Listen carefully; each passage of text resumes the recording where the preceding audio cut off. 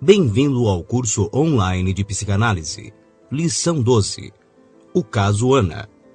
Freud estava especialmente interessado na mais peculiar de todas as pacientes de seu colega, a célebre Ana, que Breuer havia começado a tratar em 1880. Ana era uma mulher de 21 anos que adoeceu enquanto cuidava de seu pai, que depois morreu, vítima de um abscesso tubercular. Sua doença começou com uma tosse intensa. Em seguida, ela desenvolveu vários outros sintomas físicos, como sérios distúrbios da visão, da audição e da fala, impossibilidade de ingerir alimentos, paralisia de 3 extremidades com contrações e anestesias, bem como lapsos de consciência e alucinações. Breuer diagnosticou a doença de Ana como um caso de histeria e elaborou gradualmente uma terapia que acreditava ser efetiva na dissolução daqueles sintomas. Ela manifestava 2 estados distintos de consciência.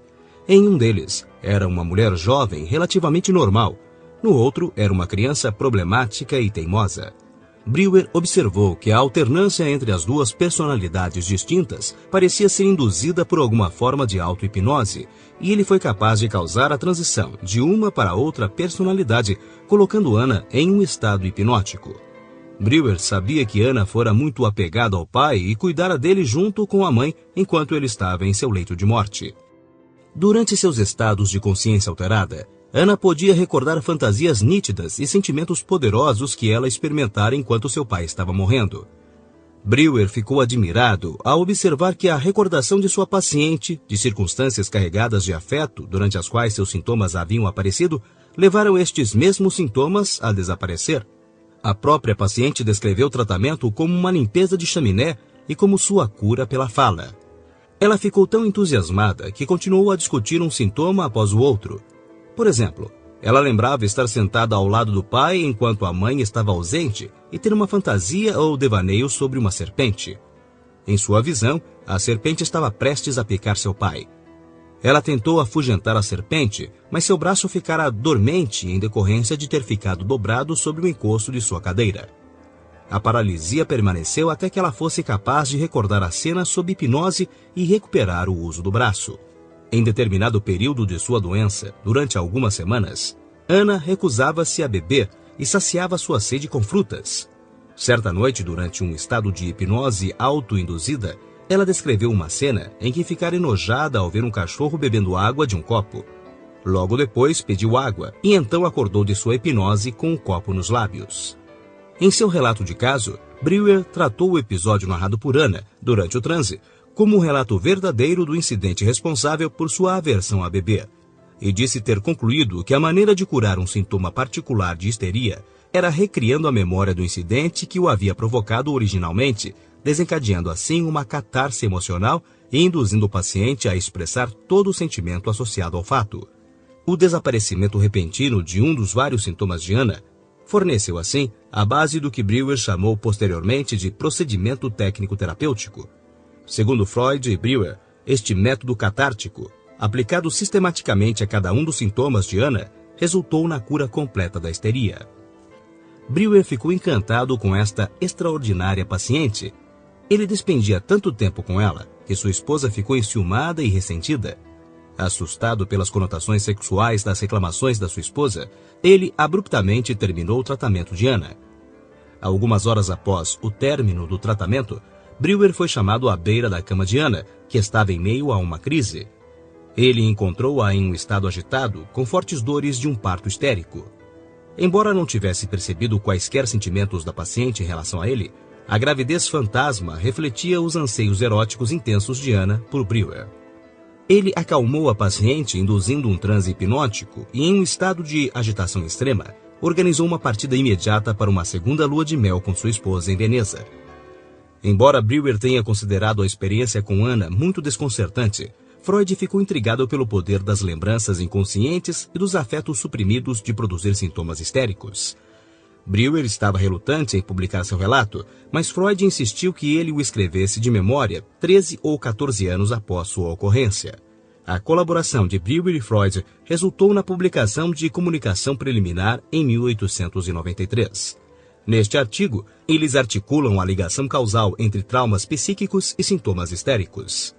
Com a publicação, em 1895, de estudos sobre a histeria, Breuer e Freud apresentaram um tratado clínico muito mais sofisticado sobre a patogênese e o tratamento dos sintomas histéricos. Na introdução, em meio a diversas citações explícitas sobre a influência de Charcot, os autores sugerem que a memória recalcada de um trauma psíquico age como um corpo estranho que, muito depois de penetrar no organismo, deve continuar a ser visto como um agente que ainda está ativo. O paciente histérico sofre de reminiscências, segundo Freud.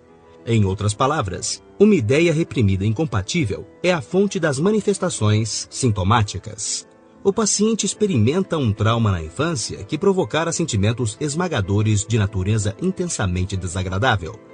A experiência traumática representava uma ideia incompatível ao paciente e foi, portanto, intencionalmente dissociada ou reprimida da consciência. A excitação nervosa, associada à ideia incompatível, foi transformada ou convertida em canais somáticos que produziram sintomas histéricos. Com isso, tudo o que restou na percepção consciente foi um símbolo mnemônico, apenas remotamente conectado ao evento traumático, frequentemente por meio de ligações mascaradas. Freud supôs que se a lembrança da experiência traumática pudesse ser trazida de volta à percepção consciente do paciente, junto com o afeto suprimido associado a ela, os sintomas desapareceriam quando o afeto fosse descarregado. O caso Ana desempenhou um papel fundamental no desenvolvimento do pensamento de Freud. Ela foi frequentemente descrita como a primeira paciente psicanalítica, afirmação que o próprio Freud endossou em uma conferência na Clark University, Estados Unidos. Declarei então que não havia sido eu quem criara a psicanálise. O mérito cabia a Joseph Breuer, cuja obra tinha sido realizada numa época em que eu era apenas um aluno preocupado em passar nos exames. Freud, no entanto, subestimava seu papel. A psicanálise nunca teria aparecido se ele não transformasse a cura pela fala de Breuer, ligando-as às ideias de Charcot a respeito da histeria traumática e à sua própria técnica de reconstrução de memórias recalcadas pela interpretação e associação livre. Quase todos os pacientes que Freud tentou analisar no início de sua carreira assemelhavam-se ao caso Ana em ao menos um ponto. Eles procuravam Freud não por causa de algum problema emocional, mas por estarem sofrendo de sintomas físicos. Por exemplo, a primeira paciente de Freud, M, sofria de dificuldades de fala que ele descrevia como interrupções espásticas que resultam em gagueira. Ela também reclamava de movimentos convulsivos frequentes, com tiques na face e nos músculos do pescoço, e costumava repetir compulsivamente exclamações verbais e produzir sons de estalidos. Outra paciente, Lucy, uma governanta inglesa, sofria de estranhas alucinações olfativas, em que predominava o cheiro de pudim queimado. Outra ainda, Elizabeth, veio a Freud porque há mais de 2 anos sofria de dores nas pernas. Em todos esses casos, Freud determinou que a doença de seus pacientes era histeria e procurou trazer à tona um incidente traumático que, supostamente, teria produzido sintomas. Nessa época, Freud acreditava que no estágio final da terapia seria proveitoso descobrir de quais maneiras as coisas estão conectadas e dizer aos pacientes sua descoberta. Quando, no entanto, ele apresentou suas conclusões a Elizabeth, afirmando que sua doença havia sido produzida pela sua paixão por seu cunhado, ela objetou, dizendo que isso não era verdade. Freud, no entanto, persistiu em sua explicação e declarou que sua paciente estava curada. Em nosso próximo encontro, falaremos sobre a sexualidade. Até lá!